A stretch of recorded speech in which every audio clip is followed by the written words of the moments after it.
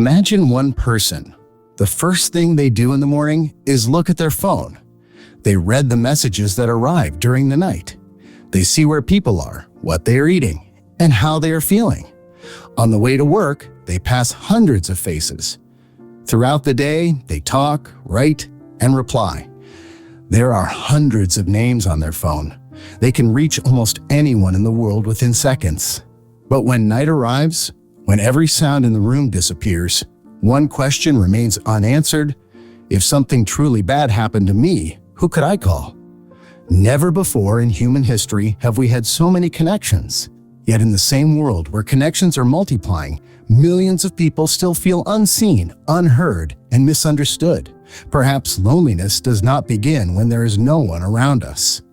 Perhaps loneliness begins when people surround us, but no one can reach the world inside us. Everyone is connected. So why are we so lonely?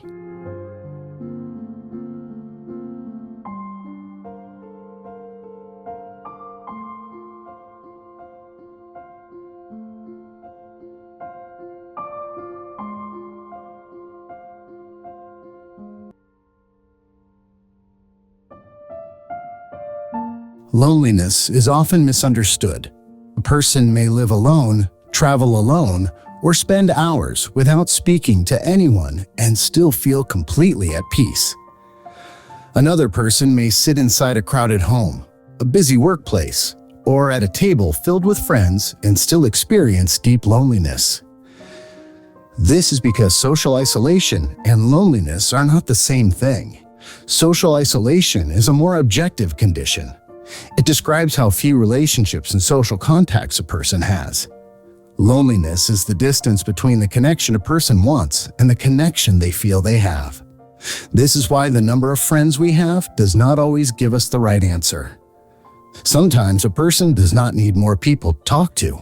Sometimes they need one person around whom they do not have to pretend. According to a 2025 report from the World Health Organization, around 1 in every 6 people worldwide experiences loneliness, and young people are among the groups reporting the highest levels. At first, this may seem surprising. The generations that grew up with digital technology have access to the most powerful communication tools in human history. But science reveals an important difference. Being able to reach someone does not mean being close to them.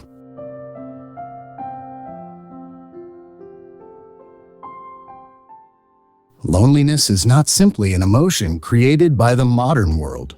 Its roots reach much further back into human history. For our ancestors, belonging to a group was not only about friendship or happiness. The group meant food, protection, shared knowledge, and safety for their children. Being separated from the group could mean real danger. This is why some scientists describe loneliness as a social alarm system developed by the human brain. Hunger pushes us to search for food. Thirst makes us look for water. In a similar way, loneliness may be a signal that pushes us to reconnect with other people. Seen from this perspective, loneliness is not a weakness. It is the brain saying, "Do not remain alone. Reconnect." Short periods of loneliness can serve this purpose. But when the alarm remains active for too long, the system may begin to work differently. The brain starts watching the social world more carefully. It may become more sensitive to the possibility of rejection, exclusion, or humiliation. A neutral face may seem unfriendly. A late reply may feel like a lack of interest. An innocent silence may be mistaken for rejection. And a strange cycle begins. Loneliness tells us to move closer to other people, but at the same time, it makes us more alert to the danger that could come from them. A person withdraws to avoid being hurt. The more they withdraw, the fewer connections they create. And the fewer connections they create, the deeper their loneliness may become. After some time, loneliness is no longer only an emotion. It can become a filter through which a person sees the world.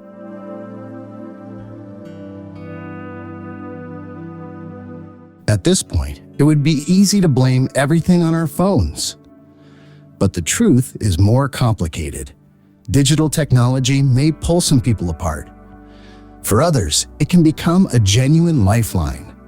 Families living far away can see one another. A person living with a rare illness can find a community that understands their experience. Someone who feels rejected in their local environment may find acceptance somewhere else in the world. The problem is not simply the existence of the screen. The question is what place that screen takes inside our relationships. Having a real conversation with someone is not the same as watching their life from a distance. Liking a post is not the same as noticing a small change in another person's face. And being followed by hundreds of people does not mean that even one of them truly knows us. Social media can help us create connections, but it can also make us compare the most carefully selected moments of other people's lives with the quietest moments of our own. Technology, however, is not the only cause of loneliness. People move to cities far away from their families. Long working hours reduce the time we can spend together.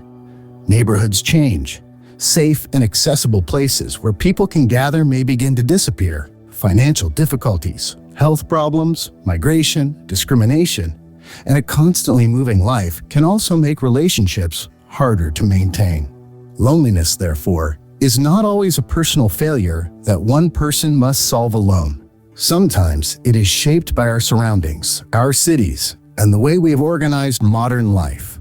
The modern world has given us countless tools for communication, but it has not always given us the time, trust, and shared spaces we need to use them well. Loneliness that continues for a long time may affect more than our emotions.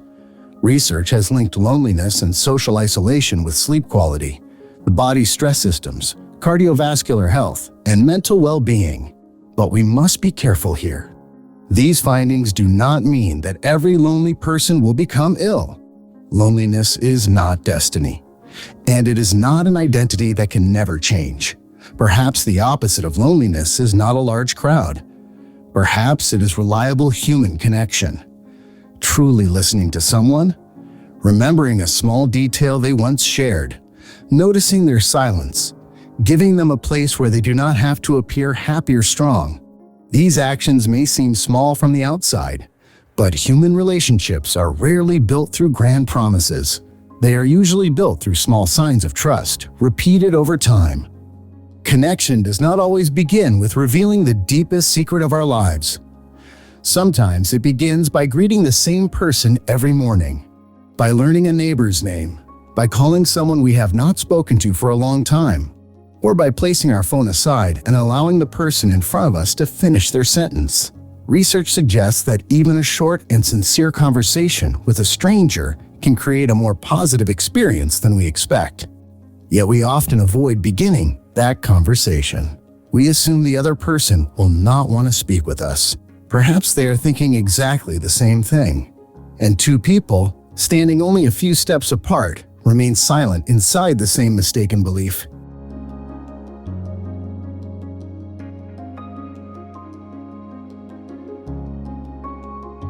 When night arrives, the city is still moving. Lights glow behind windows. Messages are sent. Screens are refreshed. Billions of people live on the same planet, only seconds away from one another. But what human beings are searching for is not simply the ability to be reached. We want to be seen. We want to be remembered. We want to know that we truly have a place in another person's life. The opposite of loneliness is not a crowd. The opposite of loneliness is connection. And connection does not begin simply when two people enter the same room. It begins when they carefully approach each other's inner worlds. The modern world has created an enormous communication network. Now we face a much harder task, turning that network into genuine human bonds. Because sometimes, the distance separating a person from loneliness does not stretch across the world. Sometimes, that distance is only one sentence. How are you, really?